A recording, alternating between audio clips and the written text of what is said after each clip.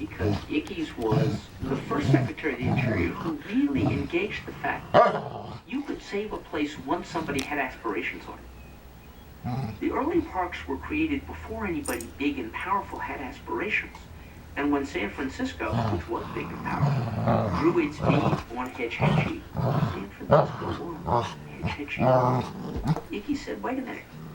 Big, powerful people may have their aspirations for the Olympics, but they don't have to win.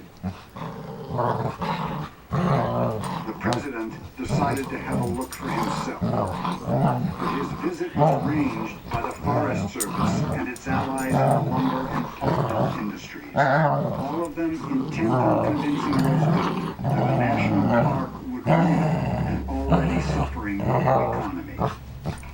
No detail was overlooked. They excluded all service officials from the invitation, scheduled a massive logging train to route past the president's